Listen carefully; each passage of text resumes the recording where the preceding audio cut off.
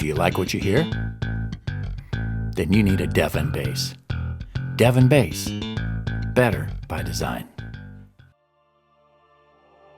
Whether you're old school or whether you're new school,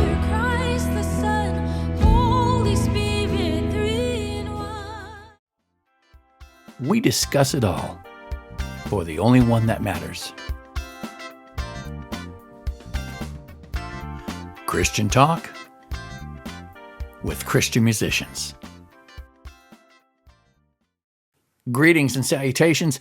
Welcome to the inaugural episode of For the Only One That Matters, Christian Talk with Christian musicians. Today's guest will be Marc Miller. Let's join this interview in progress. Folks, my guest today is Marc Miller. He's an old friend of mine. You can tell that just by looking at him.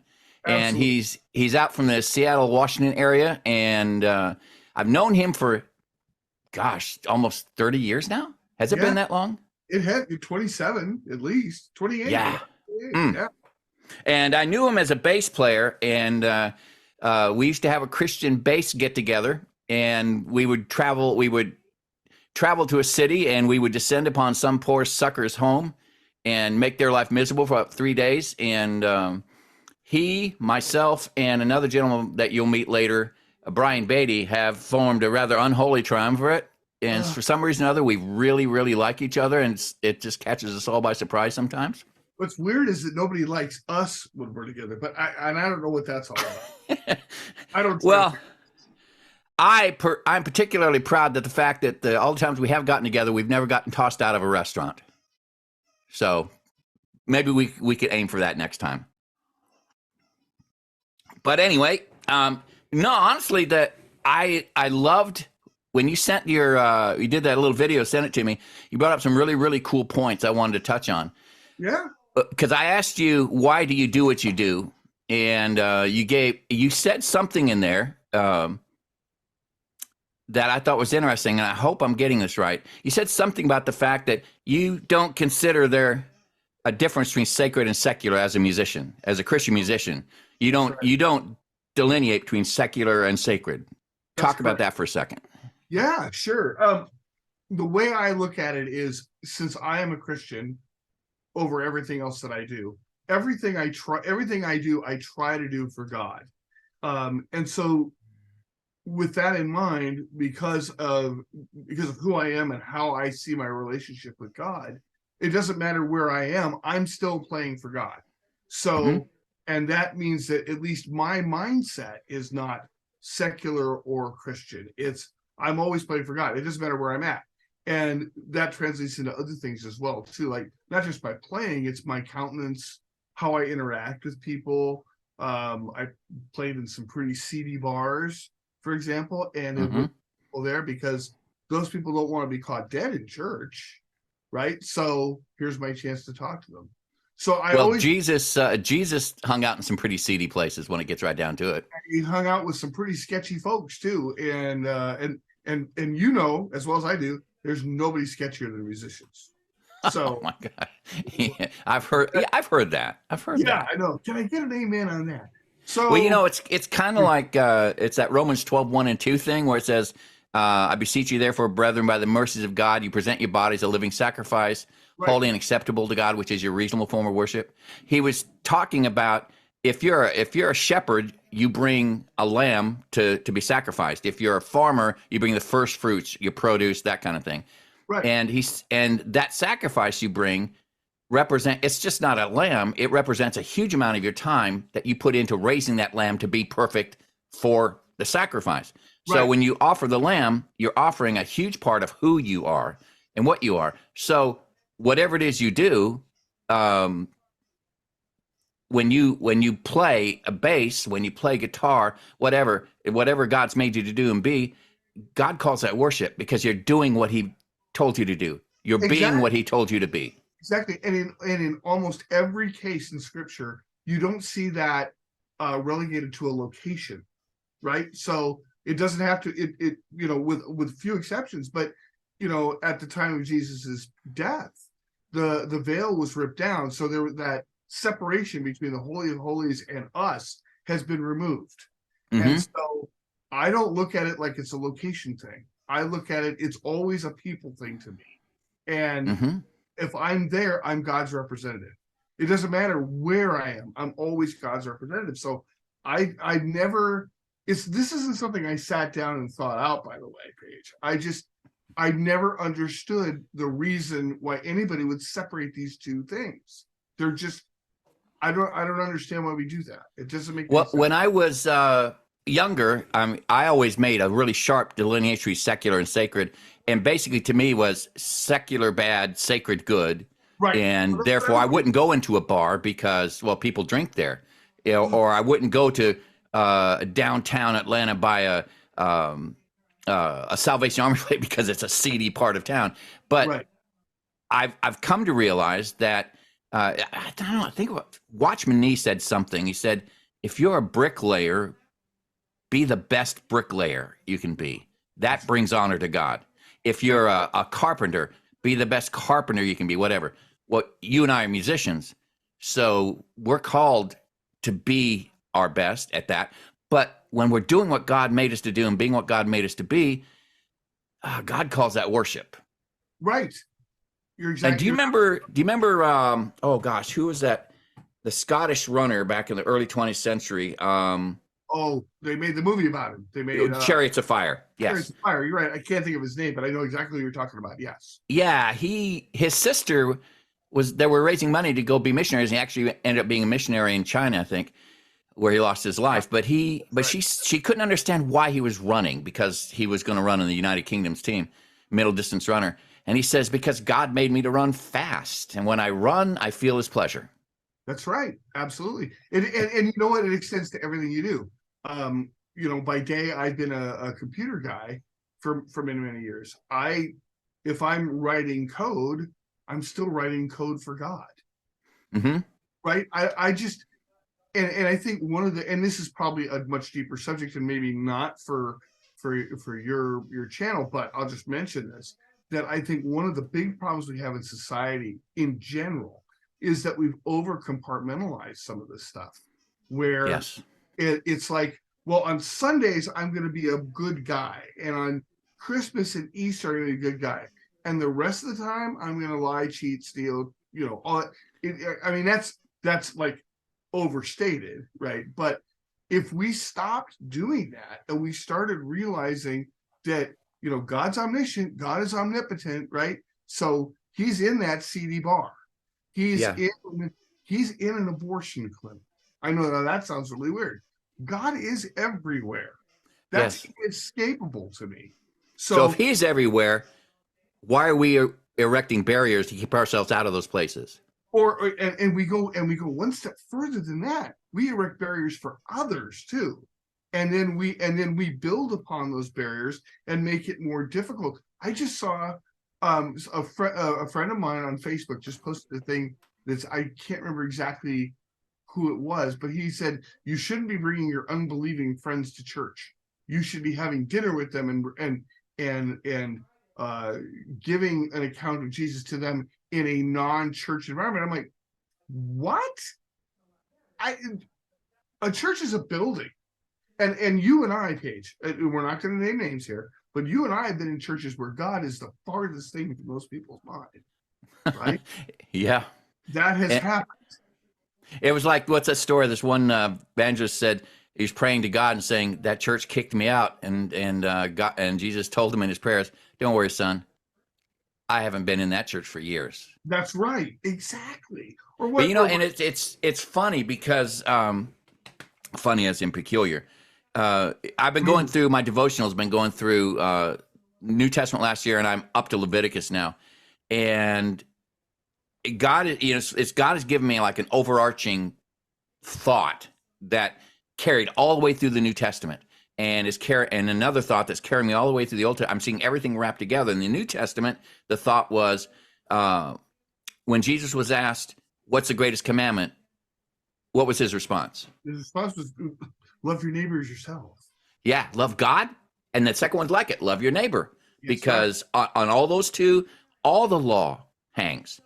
And so all of a sudden I realized that the entire New Testament the epistles are the people who wrote the epistles are just saying this is what that looks like. That's it. Just love God, love your neighbor. That's it. Exactly. And there was no building, there was no location given. And now the Old Testaments are going through. It's like I'm following the scarlet thread. How Jesus is found in everything. And I've been a Christian since 1975. Holy shnikes! About the same amount of time as me, roughly. Yeah, really. and it's like I'm seeing the Old Testament. But yeah, I'm seeing the Old Testament like I've never seen it before. Yeah. And what I'm saying, I'm in Leviticus now, dude. When I started Leviticus, I'm saying, God, don't take this personally, but I'm about to spend the next 3 weeks bored out of my skull. Well, yeah, no, it's heavy duty stuff. You see, and I'm with you. I see the Old Testament now in a different light as well. It might be a little different than yours, and that is, I see the fulfillment of the law in Jesus more starkly than I did before. Yes. Right? I mean, it's like there's no way anybody can live under the law and find salvation. We know that, right? Our best intentions are as filthy rags. We know that, right?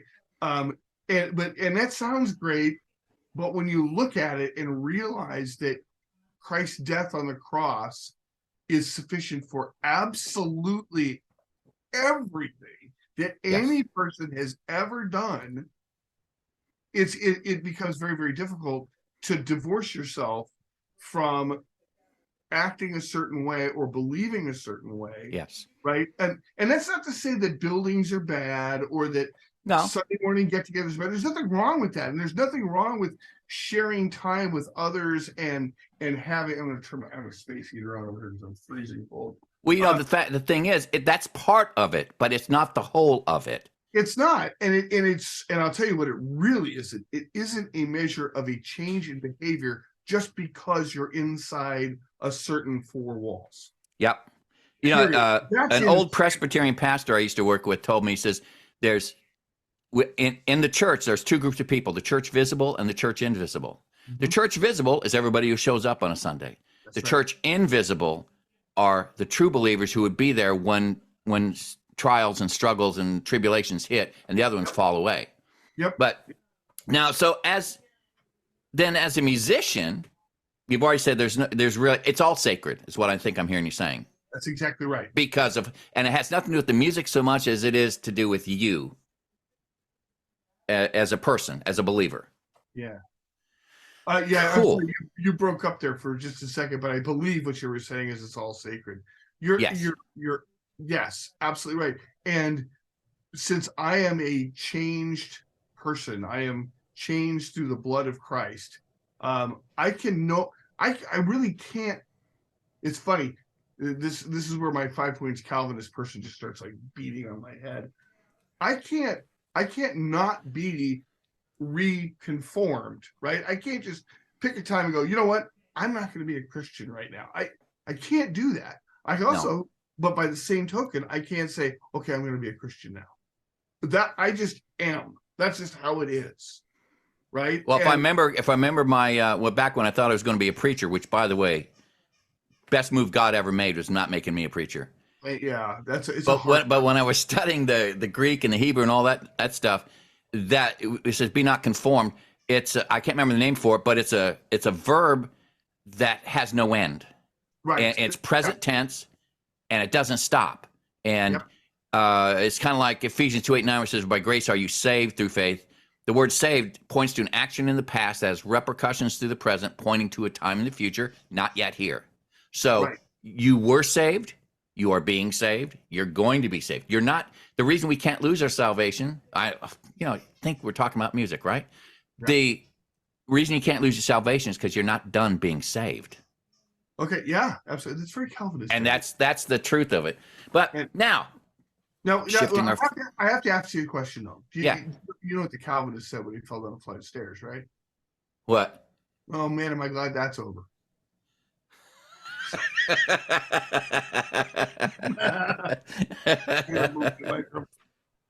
Okay, sorry about that. Well, I don't even know why I'm laughing because I knew you were going to say that. Of course, I've said it before. Go Or at least God knew. Yeah. Exactly. But all right. Well, as a now come back to the topic of musicians, because that's kind of what we're here. But this is part of it that lays into it. Yeah. Because this really determines who you are, how you act, and what you're going to do. I have some of my students that would love to be studio musicians, session players. Okay. And that world, they tell me, what's it like to be a session player? I says, well, it's totally different now.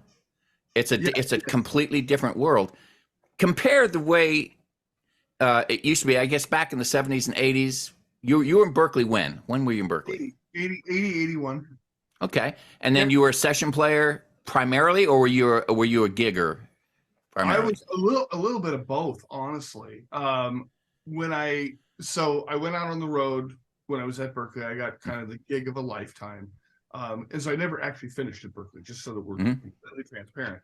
And hardly anybody does, I found out. Yeah, it's pretty rare, actually. At least the great players go there, and that's where they get snatched up. Yeah, well, I can't say that I'm a great player, but I got snatched up. That's exactly what happened. Yeah, whatever. And look, man, what can I tell you? I got snatched up, and the goal and the thought was I was going to come back and go back to school once I got done with this tour. Well, I never did. So I was doing primarily gigging at that point, obviously, because I was out on the road where I was playing with some pretty heavyweight jazz guys. I came back. I thought since I played with these folks, then I could do anything. I'm going to go to New York. I spent 3 months there. I got one gig in 3 months. And so when I moved to LA, that's when the session stuff started to happen. There was a mutual friend. By the way, isn't it humbling? Was that not one of the most humbling experiences of your life, to have gone out on a tour like you did and go to New York? Here I am, New York, and they're going, yeah, whatever. Yeah, who cares? Oh, that was the second humbling thing. That was the second most humbling thing. The first most humbling thing was getting to Berkeley in the first place, because I was in this very small pool of players, and I was very much like a big fish in a very, very, very small pool. Oh, Lord. You just told my story. When I went to the Armed Forces School of Music, I went through there with a guy who had just come off the road with Buddy Rich, another guy who'd been a sax player for Maynard Ferguson, had all Maynard, and a chart writer for Maynard Ferguson, had all of his charts up in his head. And so, and I was in my class had 5 bass players in it, and I was the 5th best bass player out of those 5. And after 6 months of hard, intensive, 30-hour-a-week practicing, blah, blah, blah, blah, blah, blah, blah, I graduated 5th out of 5. I never made it out of the basement. It was absolutely, I know what you mean, the best thing that ever happened. Oh, yeah, no kidding. I know exactly what you mean. I mean, I got to Berkeley, and within a day, I realized, wow, I'm kind of nothing. And I'm certainly nothing special. But Now, did you go in thinking in your head, I'm something? Yeah, because I got there on a full ride scholarship. Wow. So yes, I've been told. I've been playing music since I was 3. Right. And bass since I was 6. And I'm 58 now, so 52 years.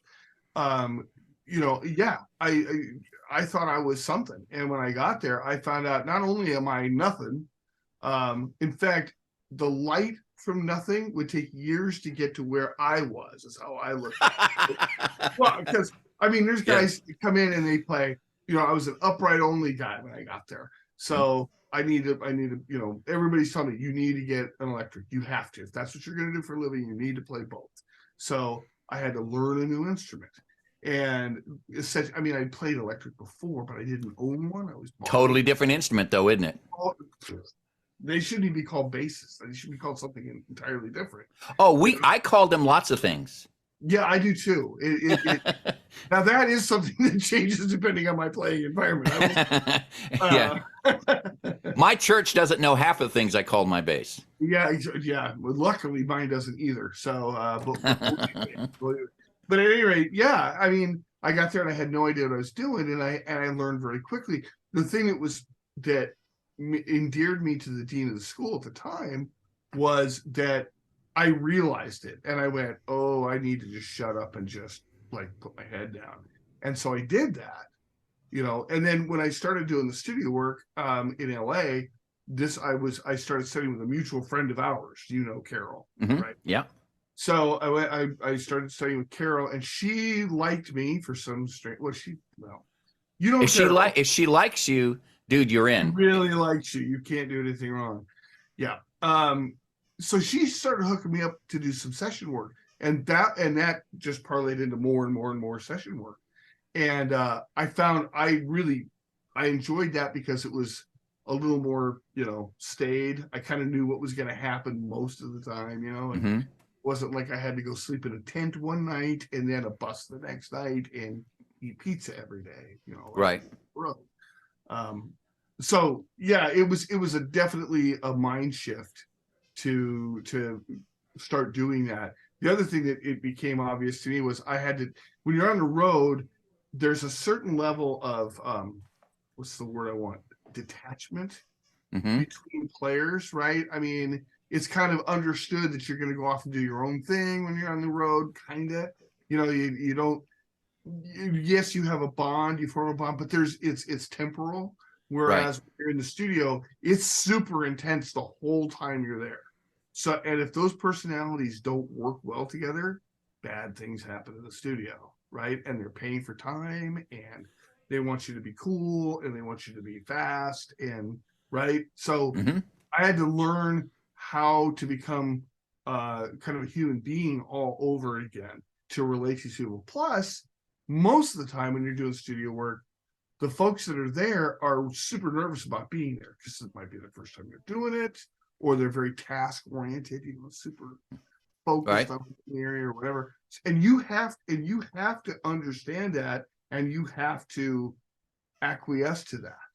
So being a Christian became a really big thing because I was able to put people at ease. I didn't come in, I wasn't drunk, I wasn't stoned, I wasn't swearing, I wasn't, well, I was a cigarette. All right, come on, let's back up one. You know what? Yeah, I know. People You were would genuine. realize that I was genuine. People would realize there's something different about me. Mm-hmm. And what I discovered, strangely enough, was a lot of session players were Christians. I was really kind of blown away by it. Something I didn't really expect to have happen. But Wow. yeah, that was cool. I met a lot of people of faith that I didn't realize had faith. It never occurred to me. Mm-hmm. So, so anyway, so you're in a little box with people for hours and hours and then sometimes playing the same stinking two bars over and over again until they get it right or you get it right or whatever. And in those days, because you wanted to talk about what's changed, Yeah. in those days, there was this concept of playing off the floor. Have you ever heard that statement? No. Okay. Recording off the floor is literally you're going to play live, and whatever happens, happens. And so Okay. that was kind of how it was done. So if you had a 3.5 Oh well, minute, that's how Carol played. yes, and Totally. yes, that's Yeah. how I learned. So that's called off the floor. So, and then you might do overdubs. So you're not playing. You're somebody will give you a piece of music, but you have a license to play it how you're feeling it. It depends. Most of the time, yes. But sometimes, if I walk in and I've actually got a notated chart, then that's what they want me to do, generally speaking. Right. I would say when I first started doing it, it was about 65% notated, and the rest was Nashville cocktail napkins. Hey, I've got an idea, kind of thing. Right. Right. But when it's notated, that's what they want. And certain producers, that's what they want. They'll only hire you because you can do that. Right. So, but even if it's notated, there's a certain amount of personal interpretation anyway, right? Right. Just because it's notated doesn't mean it's soulless, or at least that's not correct. Right. So you're doing stuff live off the floor, which means if you have a 14-minute piece of music and you screw up in minute 11, you're going again for the whole thing. So there's some pressure there, let me tell you, right? Mm-hmm. You got to be on the spot. And I'll tell you what, when you start messing up in minute 11 a couple of times, you start to find out who your friends are pretty quick. If you get my meaning, right? Yeah. So yeah, and talk about grace under pressure. It's like, so there were many, I won't kid you, there were many times where I would be sitting there and I'd have my head down looking at the piece of music, and they're like, Mark, you okay? Yeah, I'm just looking at the music. And I wasn't looking at the music at all. I was praying, God, you got to get me through this one.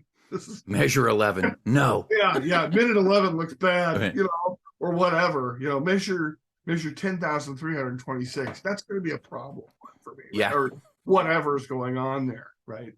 So that was always cognizant in my mind. The other part of that was, as a session player, there's certain people that you're going to gravitate towards, right? As far as playing with. Now, you and I are both bass players, so that means we are with the drummer. If you're not with the drummer, you might as well just get out, right? Right. So I have to be friends with the drummer. I have to be supportive of the drummer. If I can do that, everything else kind of handles itself for the most part. So, and drummers, no disrespect meant to drummers, but they're wound a little differently than the rest of us. I'll just say Yeah. Yeah. Well, it's funny because I remember when I went to the Armed Forces School of Music, I went in there as a bass player, and I came out as a sideman. I think that's probably the best way to put it, because I went in there, I had all the chops, and but I had no concept of playing with other. I mean, I was in bands and stuff, but when you're in there with people who played with Maynard Ferguson and Buddy Rich and folks like that, they bring with them a mindset that this is how this has got, and it's the right mindset. And I had to learn. In fact, you taught me this. I don't know if you remember this years ago. I'd been out of playing for almost 10 years. And I started playing again. I was on a studio gig, and I fired myself from the studio gig because I couldn't. I couldn't find a pocket if I had an Indian guide and a flashlight. I mean, it was just and in fact, I just interviewed the drummer that was on that session with me, and he and I had a chuckle about it. And I remember coming home, and I tell my wife, she said, "What? Why are you home early?" I said, "I fired myself from the gig." What? Yeah. And I took out a cassette tape of when I was at Navy Show Band West. I said. And I'd written about half of the show. And I said, I used to be good. Listen. And I put the tape in and listened to it. And then my face fell. And wife says, what happened? I said, oh my God, I sucked then too. Because I was rushing like a frickin' freight train. I wasn't playing to the front of the beat. It was about a block behind me. Right. You're dragging it. You're dragging it. Come on, and I remember, and it was just after I'd met you, and I called you up. And I said, what I'm going to do. And I remember you said, I'll be glad to tell you what to do. But if you're not going to do what I say, then we won't have this conversation again. I've got no time. And I hadn't known you for very long. Right. But that was like, slap me in the face with a wet rag, right? And you told me, you told me, next praise band church, do whatever, play the root of the chord only, match up with what the kick drum is doing, period. And that's all you play, the root and the rhythm of the kick drum. So I did that. And after church, we always got together in the green room to discuss what went right, what went wrong. And I walk into the green room, and the whole room's abuzz. And everybody's going, man, that was tight today. What was different? I don't know. Man, it felt great. It was like, wow. And I'm sitting in the back room going, oh, dear Jesus. I'm the reason we've sucked for 3 years. You didn't. That's not true. That's not true. Yes, but I know what you mean, though. But that was why I made the transition from being a bass player really to understanding my role as a sideman. And I began to realize that my job as a bass player is not to show the world what a great bass player I am. In fact, absolutely, when the show's over, if I've done my job, people leave happy, and they don't exactly know why, except that the band was great. That's right. That's exactly it. And it's me and the drummer. Me and the drummer dance with each other. I mean, that's how I picture it. Sometimes I'll communicate to him what I want going on the kick drum, and he picks up. Sometimes he dictates to me. It's a dance. Yep. It totally is. And that doesn't necessarily mean that you just sit on the kick drum all the time. Right. But that's always a good place to start. Mm-hmm. Right. And so that's exactly what I used to do. And I think we had further conversations later about like the placement of the note versus where the snare drum is, and how you can right up to the note and then pull out so the snare hits by itself. And that makes everything feel bigger. And if you play a little shorter, it feels a little bit funkier. And, I think we've had those conversations as well. There's an art form to that I think people have lost sight of. Well, it was good stuff there with my buddy Mark. Come back next week and hear my interview with Marc Miller, part 2. Have a great day. Bye-bye.